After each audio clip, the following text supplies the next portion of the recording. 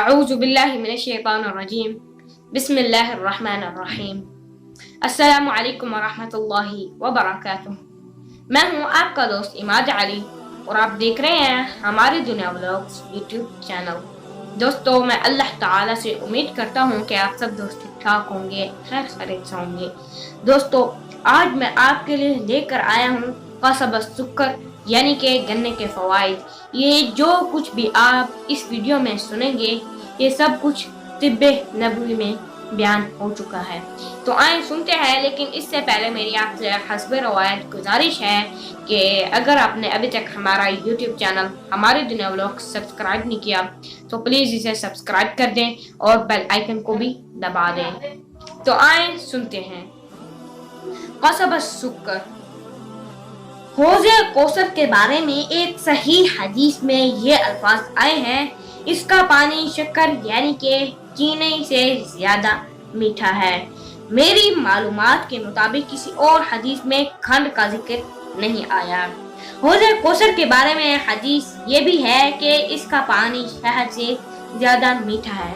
دوستو، یہ کھنڈ کیا چیز ہے؟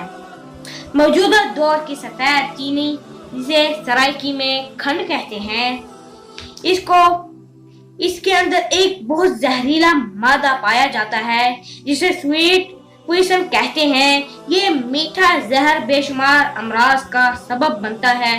مٹھاس حاصل کرنے کے لیے شہد اور پھلوں کے رس یا دیسی شکر وغیرہ بہترین صحت بخش ذرائع ہیں۔ کھنڈ ایک نئی چیز ہے، پرانے اطباء نے اس کا ذکر کہیں نہیں کیا، بلکہ وہ تو اس نئی چیز سے ناواقف ہی تھے۔ مشروب میں اس کا ذکر کرتے ہیں، وہ صرف شہد کو جانتے تھے اور اسی کو دعاؤں میں استعمال کرتے تھے۔ گنے کا مزاج گرم تر ہے، یہ کھانسی میں مفید ہے، رطوبت کو دور کرتا ہے، مثانے اور پھیپھڑوں کی نالی کی صفائی کرتا ہے۔ اس میں نرم کرنے کی خاصیت کھنڈ کی نسبت زیادہ ہے، قے کی صورت میں مفید ہے، پیشاب جاری کرتا ہے اور قوت باہ میں اضافہ کرتا ہے۔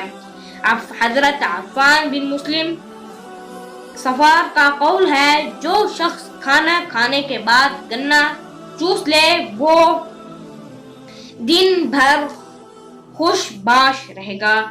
گنے کو بھون کر کھا لیا جائے تو سینے اور حلق کی خشکی دور کرنے میں مدد دیتا ہے، اس سے ریح پیدا ہوتی ہے۔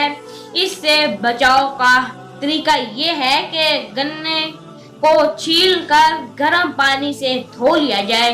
صحیح قول کے مطابق کھنڈ کا مزاج گرم تر ہے۔ بعض حضرات نے کہا ہے کہ اس کا مزاج سرد ہے۔ عمدہ کھنڈ وہ ہے جو سفید، شفاف اور ککڑی کی ہو۔ پرانی کھنڈ میں نئی کی نسبت زیادہ لطافت ہوتی ہے۔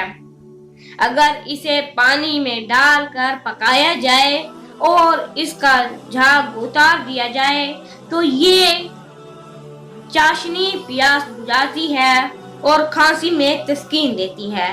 اگر معدے میں صفرا پیدا ہو رہا ہو تو کھنڈ کا استعمال نقصان دہ ہے، کیونکہ وہ بھی صفرا میں جلدی تبدیل ہو جاتی ہے۔ اس کی اصلاح لیمون یعنی کہ لیموں، نارنگی کے رس یا لفافی انار سے ہو سکتی ہے۔ لفافی انار کیا ہے؟ علاقائی اعتبار سے انار کی جو قسمیں ہیں ان میں ایک قسم لفافی ہے۔ یہ انار درمیانے سائز کا ہوتا ہے، اس کا رنگ زرد برتقالی ہوتا ہے، اس کے دانے کھٹے میٹھے ہوتے ہیں۔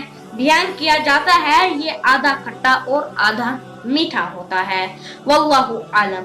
تو اب آتے ہیں واپس۔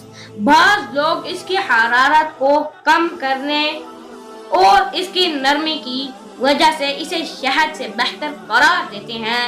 یہ ایک لحاظ سے شہد کے خلاف تعصب کا اظہار ہے، کیونکہ شہد کے فائدے کھنڈ سے کئی گنا زیادہ ہیں۔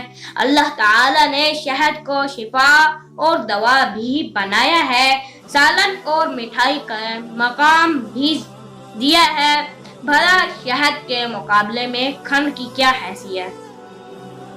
شہد معدے کو طاقت دیتا ہے، قبض دور کرتا ہے، نظر تیز کرتا ہے، آنکھ کا دھندلا پن دور کرتا ہے۔ اس کے غرارے کیے جائیں تو خناق دور ہو جاتا ہے۔ فالج، لقوا، ٹھنڈک سے پیدا ہونے والی ان تمام بیماریوں کے لیے شفا بخش ہے، جو رطوبت کی وجہ سے سارے بدن میں پیدا ہوتی ہیں۔ شہد ان بیماریوں کو بدن کی گہرائیوں سے کھینچ کر باہر نکالتا ہے۔ شہد صحت کی حفاظت کرتا ہے، جسم کو حرارت مہیا کرتا ہے اور بدن کو موٹا کرتا ہے، قوت باہ میں اضافہ کرتا ہے، ناکارہ مادوں کی تحلیل کر کے انہیں جسم سے نکال دیتا ہے، رگوں کے دہانے فراخ کرتا ہے، انتریوں کی صفائی کرتا ہے اور ان میں پائے جانے والے کیڑے نکال دیتا ہے، عفونت کی وجہ سے ہونے والی بد ہضمی دور کرتا ہے۔ اس سے بطور سالن استعمال کرنا بھی مفید ہے۔ بلغمی مزاج والے بوڑھوں اور سرد مزاج والوں کے لیے موافق ہے۔ بدن کے لیے اس سے مفید تر اور کوئی چیز نہیں ہو سکتی۔ بیماریوں کے علاج میں جب دوسری دعائیں کا نام ہو جائے تو اس سے بہتر دعا اور کوئی نہیں۔ عوارض کے علاوہ بھی اس کے بے شمار فائدے ہیں۔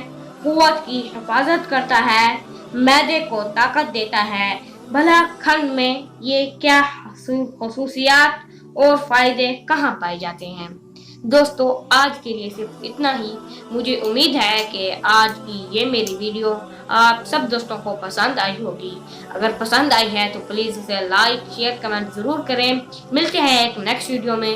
آپ کا دوست عماد علی۔ السلام علیکم ورحمۃ اللہ وبرکاتہ۔